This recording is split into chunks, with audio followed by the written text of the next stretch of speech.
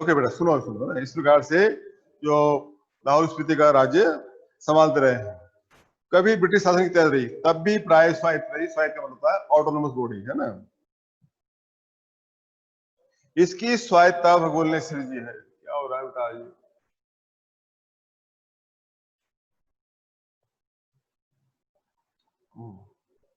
भूगोल ही इसकी रक्षा करता है, भूगोल इसका सहार करता है। अर्थात जैसे भी वो भौगोलिक स्थिति है, बदलती रहती है, बिगड़ती रहती है, जैसा जिसके अंडर में आता है वैसे इसको वो क्या नाम से अपने अधीन रखता है। पहले कभी उन राजाओं का कोई हरकरा आता था। हरकरा आता था डाकिया, हरकरा बोलते हैं डाकिया को। तो कोई भी डाकिया जब वहां आता था तो उसके आते जाते अल्पसम बीत जाता था। वहां पहुंचने में, वहां जाने में इतना टाइम लगता था कि आधा बसंत, मतलब बसंत ऋतु की आधी ऋतु निकल जाती थी। इतना टाइम वहां पर पहुंचने में हर कार्य होता है। डाकिया जो संदेश वाहक है उसको बोलते हैं। कभी कोई जोरावर सिंह जैसा आता था। जोरावर सिंह होता है वहां डाकू, अर्थात डाकू जानते हो जो। तो स्पीति का तरीका वही था जो तुप चिलिंग गोनपा में मैंने देखा। अर्थात वहां तितली गोलपा है, वो भी एक जगह है, वो भी ऐसी जगह है ना। जब डायनामाइट का विश्वास हुआ तो लाहुली हदस कर, आंख बंद कर, चांगमा का तना पकड़ या एक दूसरे को पकड़ बैठ गए। अर्थात जब भी कोई बात होती है, डायनामाइट का जो विस्फोट होता है, तो वहां के लोग, चांगमा नाम का पेड़ होता है, पेड़ का तना पकड़ करके बैठ जा करते हैं। उसके अलावा उनके पास कुछ भी चारा नहीं था। उसके अलावा कोई लड़ने का, क्या नाम से, उसका मुकाबला करने का कोई चारा नहीं था। जब धमाका गुजर गया तो फिर डरते डरते आंख खोल कर उठे। अर्थात जब विस्फोट हो गया, धमाका गुजर गया, तो फिर वहां के लोग फिर धीरे धीरे देख करके आसपास और सुन करके, और फिर उस तना को छोड़ करके फिर वहां से उठते थे। जोरावर सिंह के आक्रमण के समय स्पीति के लोग घर छोड़कर भाग गए। अर्थात जब जोरावर सिंह बड़ा डाकू था वहां का, और वो जब आया और इस तरह धमाके किए, तो वहां के लोग अपने घरों को छोड़ करके और चले गए, भाग गए, है ना। उसने स्पीति को और वहां के विहारों को लूटा। अर्थात जो क्या नाम से वो डाकू था, उसने स्पीति के जो कुछ लोग थे उनके घरों को, और विहार होते हैं जो क्या नाम से ये बौद्धों में बनते हैं, विहार बौद्ध धर्म के अंदर विहार बनते हैं, मठ टाइप, ऐसे इनको लूटा उन्होंने। यह अप्रतिकार शायद स्पीति की शिक्षा की पद्धति है। अर्थात इस प्रकार से आते रहे, इस प्रकार जाते रहे, लूटते रहे, चलता रहा। अब है जनसंख्या की बात। स्पीति में जनसंख्या लाहौल से भी कम है। लाहौल स्पीति, लाहौल अलग है, स्पीति अलग है, लेकिन दोनों एक साथ बोलते हैं लाहौल स्पीति। अर्थात वहां की जो जनसंख्या लाहौल से भी कम है। कितनी है? जब 1901 में जब जनगणना हुई, तब वहां की जनसंख्या रही 3231 लोग। अर्थात पूरा क्षेत्र बड़ा लंबा चौड़ा क्षेत्र है, अर्थात जनसंख्या बहुत कम है वहां की। तो 1901 की जनगणना के अनुसार 3231 रही है, और उसके बाद फिर 71 में हुई जनगणना हुई, 70 साल बाद 71 की जनगणना के अनुसार 7196 रही, यानी कि जस्ट डबल मान लो। 70 साल में वहां की जनसंख्या डबल हो गई। 1901 में जनगणना हुई, उसके बाद 1971 में हुई, तो उस हिसाब से 7196 जो वहां की पॉपुलेशन रही है। तो क्या कहने का अर्थ है कि डबल हो गई। इसका क्षेत्रफल मुझे 1971 की जनगणना में लाहौल के साथ जोड़कर मिला है, जो 12,015 वर्ग किलोमीटर है। वहां का जो देखा इसने, क्या नाम से, जो क्षेत्रफल है पूरा, वो है 12,015 वर्ग किलोमीटर है। स्पीति का अलग क्षेत्रफल नहीं दिया गया था, उसी के अंदर है। स्पीति और लाहौल दोनों का ही क्षेत्रफल एक ही है। इंपीरियल गैजेटियर, गैजेटर होता है देश का जो क्या नाम से एक चिन्ह होता है। चिन्ह क्या कहते हैं उसको? मूल निधि होती है। तो उसमें पूरे देश का गैजेटर होता है कि कहाँ कितनी सीमा है, कौन से राज्य कितनी सीमा है आदि। तो इंपीरियल गैजेटर इसको बोलते हैं। ऑक्सफोर्ड 1908 खंड 23 के अनुसार ये क्षेत्रफल 2115 वर्ग मील है ना। इस तरह स्पीति की जनसंख्या प्रति वर्ग मील 4 से भी कम है। समझ रहे हो बात को? अर्थात 4 व्यक्ति से भी एक वर्ग मील के अंदर, मतलब 4 व्यक्ति आते हैं। 1901 में ये प्रति वर्ग मील 2 से भी कम थी। अर्थात 1901 का जो क्या नाम से जनगणना हुई, जनसंख्या का काउंटिंग हुई, उस समय क्या नाम से वहां की जो जनसंख्या है वो प्रति वर्ग मील में 2 व्यक्ति से भी कम थी। लाहौल स्पीति का प्रशासन ब्रिटिश राज से भारत को जिसका तक मिला है, अर्थात ब्रिटिश में भी वही हालत थी, कौन ज्यादा ध्यान दे उसको, ऐसे स्थान पर है जैसा भी था वैसा ही। जब भारत देश आजाद हो गया 1947 को, तो क्या नाम से लाहौल स्पीति ब्रिटिश सरकार से भारत सरकार के अंदर आ गई, तो वैसा का वैसा ही मिला, कोई ज्यादा चेंज कोई ज्यादा बदलाव उसमें नहीं आया। अंग्रेजों को ये 1846 ईस्वी में कश्मीर के राजा गुलाब सिंह के जरिए मिला, अर्थात कश्मीर के राजा थे गुलाब सिंह, वे राजा थे क्या नाम से वहां पे हमने, तो उन गुलाब सिंह जी के माध्यम से भारत सरकार को या सॉरी ब्रिटिश सरकार को ये कश्मीर मिला था। अंग्रेज इनके जरिए पश्चिम तिब्बत के ऊन वाले क्षेत्र में प्रवेश चाहते थे, वहां होकर के निकल करके और फिर आगे तिब्बत आता है। और था अंग्रेजों का मतलब था कि तिब्बत तक जाने के लिए ये रास्ता अच्छा है, क्या नाम से लाहौल स्पीति अच्छा है, तो लाहौल स्पीति से होकर के और क्या नाम से वो वहां पर पहुंच जाए। तिब्बत में अंग्रेजी साम्राज्य के दूरगामी हित भी थे, अर्थात तिब्बत जब जुड़ जाएगा देश के अंदर वहां पहुंच जाएंगे तो और भी आगे कई उसके के नाम से फायदे हैं, प्रशासनिक फायदे हैं, राज्य के फायदे हैं। जो भी हो 1846 में 1846 जब इसको क्या नाम से राजा के माध्यम से इनको मिला, जब कुल्लू लाहौल स्पीति ब्रिटिश अधीनता में आए, तब ये तीनों राज्य क्या नाम से ब्रिटिश सरकार के अंडर में आ गए। कौन कौन से? कुल्लू जो है, कुल्लू मनाली जो बोलते हैं, लाहौल तो हाई जानते ही हो, लाहौल स्पीति ये अंग्रेज सरकार ने अपने अधीन ले लिए। पहले सुप्रिंटेंडेंट के अधीन थे, अर्थात पहले यहाँ पर एक क्या नाम से कोई राजा नहीं था, कोई चुनाव नहीं होते थे, क्या कोई क्या नाम से कोई वो नहीं था, राजवंश नहीं था, तो क्या नाम से सुप्रिंटेंडेंट अधीक्षक, अर्थात अधीक्षक नियुक्त कर देते भाई ये राजा रहेगा यहाँ पर, वही शासन चलाएगा। फिर 1847 में एक साल बाद 1846 मिला, 1847 में वे कांगड़ा जिले में शरीक कर दिए गए। कांगड़ा जो क्या नाम हिमाचल के अंदर है, हिमाचल का एक बड़ा राज्य है, जिला है कांगड़ा, नाम सुना होगा आपने कांगड़ा, तो उसके अंदर कर दिया गया। लद्दाख मंडल के दिनों में भी स्पीति का शासन एक नोनो द्वारा चलाया गया था, अर्थात लद्दाख में भी जब रहा है तो वहां का नोनो था छोटा शासक, स्थानीय शासक, अर्थात वो स्थानीय शासक ही क्या नाम से वो यहाँ के राजकाज को देखा करता था। ब्रिटिश भारत में भी कुल्लू के असिस्टेंट कमिश्नर के समर्थन से नोनो कार्य करता था, अर्थात जब अंग्रेज सरकार आई, अंग्रेज सरकार के जब अधीन हो गया तब भी क्या नाम से नोनो ही काम करता था, लेकिन उसके ऊपर एक हुआ करता था असिस्टेंट कमिश्नर, अर्थात असिस्टेंट कमिश्नर, फिर उसके नीचे नोनो कार्य करता था। इसका अधिकार क्षेत्र केवल द्वितीय दर्जे के मजिस्ट्रेट के बराबर था, अर्थात उसकी जो ताकत थी, उसका पावर है, जो आजकल हमारे यहाँ सेकंड ग्रेड जो होते हैं क्या नाम से मजिस्ट्रेट होते हैं, डीएम होते हैं, उनकी जो ताकत होती है कलेक्टर के बाद होता है ना एडीएम एसडीएम, उसके समान थी।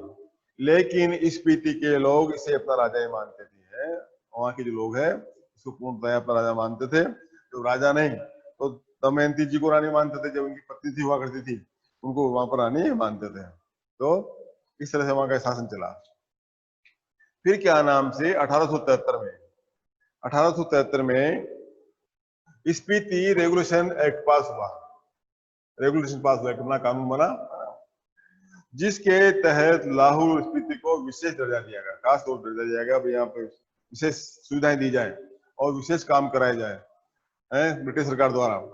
ब्रिटिश भारत के अन्य कानून यहाँ लागू नहीं होते थे, अर्थात क्या नाम से ब्रिटिश और भारत के जो कानून है उनसे हट करके अलग कानून यहाँ पर लागू किया गया, एक्ट किया गया। रेगुलेशन के अधीन प्रशासन के अधिकार नोनो को दिए गए, अर्थात जो शासन के सारे अधिकार है जो नोनो वहां का शासक था उसको दे दिए कि भाई आपको अपना राज्य देखना है, आपको चलाना है, आपको विकास करना है, आप किस तरह से विकास करते हैं, कैसा पैसा कर लाते हैं, कैसे डेवलपमेंट करते हैं, कहाँ कहाँ क्या जरूरत है, इसका विकास कहाँ होना चाहिए, इस प्रकार से पूरा अधिकार नोनो को दे दिया गया। जिसमें माल गुजारी इकट्ठा करना, टैक्स लेना क्या नाम से लोगों से, और छोटे छोटे फौजदारी के मुकदमों का फैसला करना भी शामिल था। छोटे मोटे जो लड़ाई झगड़े हैं वो उनका फैसला, उनका क्या नाम से निर्णय करना भी आपके अधीन है, और उससे जो आय होगी, जो पैसा आएगा वो आपके राजकाज में काम आएगा। उसके ऊपर के मामले कमिश्नर के पास भेज देता है, अगर कोई बड़ा मामला है, कोई बड़ी चीज है, तो जो कमिश्नर होता है, आयुक्त जिसको बोलते हैं, अर्थात आयुक्त के पास भेज देता था कि भाई वो देखेगा। उन दिनों लाहौल स्पीति का वर्तमान कांगड़ा जिले के अंतर्गत कुल्लू तहसील में मिलता है। कुल्लू जो आप जानते हैं, कुल्लू मनाली, कुल्लू अलग मनाली अलग है, मनाली मनाली इसमें आती है क्या नाम से अपने उत्तराखंड के अंदर, और कुल्लू का क्षेत्र इसमें हिमाचल में आता है। तो जिला बना दिया। स्वराज्य के बाद 1960 में जब देश आजाद हो गया 1947 में, तब लाहौल स्पीति पंजाब राज्य के अंतर्गत एक अलग जिला बना दिया गया। फिर क्या नाम से इसको पंजाब में लिया है, और पंजाब में ला करके और वहां का एक जिला घोषित कर दिया गया, जिसका केंद्र केलंग में है। केलंग भी वहां की जो बड़ा शहर है उसके अंदर है। 1966 में जब हिमाचल प्रदेश राज्य बना, तो लाहौल स्पीति उसका उत्तरी छोर का जिला हो गया। जब क्या नाम से अलग से जिला बनाया गया, पहले पंजाब में था और पंजाब से हरियाणा हिमाचल एक ही था। लेकिन जब 1966 के अंदर जब हिमाचल अलग राज्य हो गया, तो क्या नाम से इसको भी एक अलग से वहां का उत्तरी छोर का जो लास्ट में जो आप पड़ता है वहां का इसे जिला बना दिया। ये देश का सबसे दुर्गम क्षेत्र है, अर्थात यहाँ पहुंचना, यहाँ पर जाना बड़ा मुश्किल है। यहाँ तक जाना, यहाँ तक पहुंचना भी बड़ा कठिन है। इस तरह का ये जिला है, इस तरह का ये क्या नाम से मानते हैं इसको। स्पीति 3142 और 3249 अक्षांश जो रेखाएं होती है ना हमारी, उत्तर और 77.26 और 78.42 पूर्व देशांतर के बीच स्थित है। अर्थात जो रेखाएं निकलती है उनके बीच में ये आता है। ये चारों ओर से ऊंचे ऊंचे पहाड़ों का केदी है, अर्थात बड़े बड़े पहाड़ है, 4 पहाड़ है और उन पहाड़ों का केदी है, बीच में है ये। इन पहाड़ों की औसत ऊंचाई 18,000 फीट है। 18,000 की लंबाई पर ये तक इसकी हो जाती है। यह पहाड़ उसे पूरब में तिब्बत, पूरब जब आएगा तो तिब्बत मिलेगा, पश्चिम में लाहौल, दक्षिण में किन्नौर जिला है हिमाचल के अंदर, और उत्तर में लद्दाख से अलग करते हैं। अर्थात चारों के बीच में गिरा हो, 4 जगह से ये जगह पड़ती है।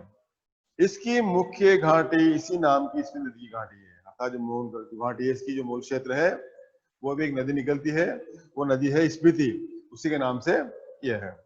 स्पीति पश्चिम हिमालय में लगभग 16,000 फीट की ऊंचाई से निकलकर और पूरब में तिब्बत में बहती है। वहां से स्पीति नदी बहती है, वो क्या नाम से 16,000 फीट ऊपर से पानी गिरता है उसका, और वो क्या नाम तिब्बत में जाती है। वहां से स्पीति में आती है।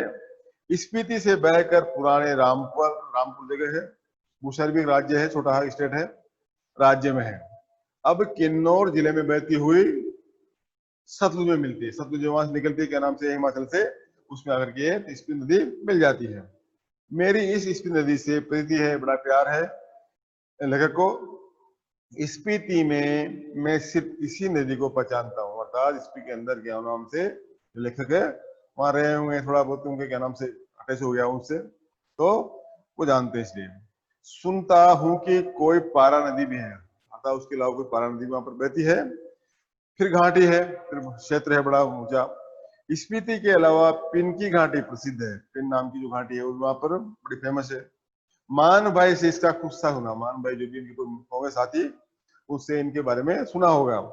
अत्यंत बीहड़ और वीरान है, बहुत ही क्या नाम से पेड़ पौधे नहीं है, रेगिस्तान तरह है, एक तरह से वीरान है।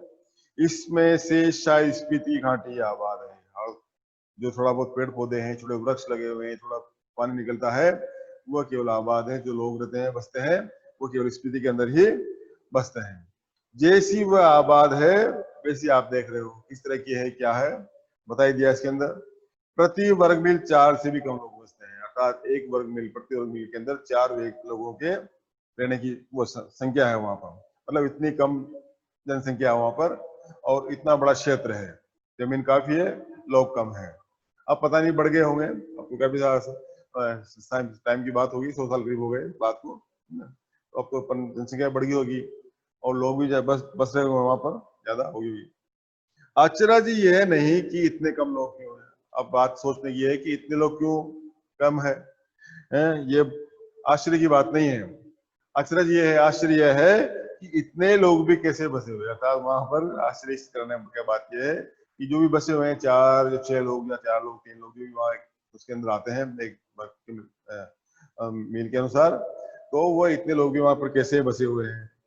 मैंने जब भी स्पीति की विपत्ति बताई, अर्थात जब भी मैंने बात बताई वहां की, जो ये इस तरह की जो समस्या बताई, तो लोगों ने यही पूछा कि आखिर तब लोग वहां रहते क्यों हैं, जब ऐसी बात है, ऐसी परेशानी है, ऐसी दिक्कत है, हमेशा क्या नाम से लड़ाई झगड़ा, वहाँ के डाकू वगैरह आते रहते हैं, और हमेशा क्या नाम से खाने पीने की जो समस्या आती रहती है, लोगों का अच्छा रहन सहन नहीं है, फिर भी लोग क्यों रहते हैं। 8-9 महीने शेष दुनिया से कटे हुए, अर्थात 8-9 महीने तो कट जाते हैं बिल्कुल, क्या नाम से अलग हो जाता है वहाँ का जो वो है।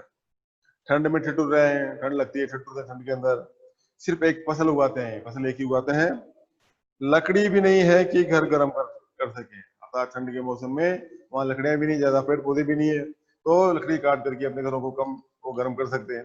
फिर क्यों रहते हैं, फिर वहां लोगों को क्या जरूरत आ रही है, क्या पागलपन ऐसा लोग रह रहे हैं, क्या अपने धर्म की रक्षा के लिए रहते हैं, क्या उन्होंने सोच रखा है, क्या ठान रखा है, क्या कोई ऐसी बात है, क्या अपना जो धर्म है, धर्म की रक्षा के लिए वहां पर रहते हैं, अपनी जन्मभूमि के ममत्व के कारण रहते हैं, अर्थात जो जन्मभूमि का ममत्व रहता ही है, जो जहाँ पैदा होता है उसका वहीं उसी से धरती से, और माता उसको मानते हैं, मातृभूमि मानते हैं, जन्मभूमि मानते हैं, और वहां उससे उसका हृदय लग जाता है। या इस मजबूरी में रहते हैं कि कहीं और जा नहीं सकते, या ये भी हो सकता है कि वहां से आना जाना एक दूसरी जगह बड़ा मुश्किल है, तो इस मुश्किल हालात के कारण भी लोग वहां पर रहते हो। कहाँ जाए, जाए तो कहाँ जाए, या फिर और बातों के साथ साथ ये सब कारण है, मैं नहीं जानता, पता नहीं क्या है, क्या कारण है, क्या नहीं है, मैं इतना नहीं जानता। मैंने पूछा या पूछा तो भी लोगों ने कुछ जवाब नहीं दिया, जवाब नहीं दिया, जो भी कारण है पता नहीं पर क्यों रहते हैं, इसका मैं आपको उत्तर नहीं दे सकता। मैं तो इतना ही देखता हूँ कि यहाँ रह रहे हैं, मैं तो इतना ही समझता हूँ, इतना ही जानता हूँ कि वहाँ के जो लोग हैं वहां पर रह रहे हैं, इसलिए रह रहे हैं, और कोई तर्क नहीं है। अब किस लिए रह रहे हैं, क्यों रह रहे हैं, क्या कारण है, कोई इसके पीछे मेरे पास कोई कारण या कोई उत्तर इसका नहीं है। तर्क से हम किसी चीज को भले सिद्ध कर सके, स्थिति में रहने का कोई सिद्ध नहीं कर सकता है, अर्थात हम तर्क लगा सकते हैं और बातों को हम क्या नाम सिद्ध कर सकते हैं, लेकिन तर्क करके, तर्क के द्वारा, आर्ग्यूमेंट के द्वारा हम स्थिति में लोग रह रहे हैं उनका क्या नाम से ये नहीं बता सकते, हम पूरा सिद्ध नहीं कर सकते।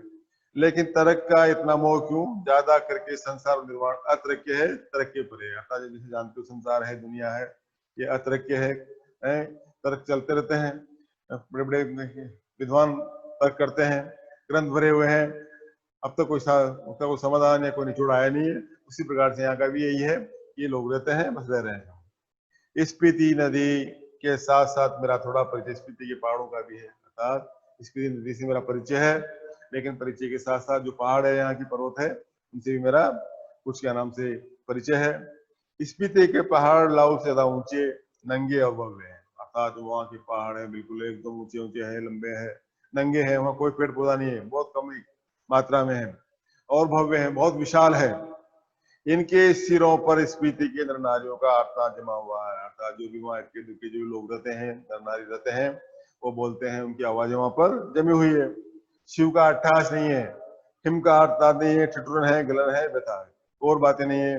भगवान शिव का कोई अट्ठास नहीं है, हिमालय का कोई हिम का जो बर्फ का आर्तनाद नहीं है, ऐसा कुछ नहीं है। हाँ, लेकिन ठंड जरूर है, और गलन भी है, ठंड है तो ये व्यथा है, इस तरह की पीड़ा वहां पर। तो आज इतना ही काफी बेटा।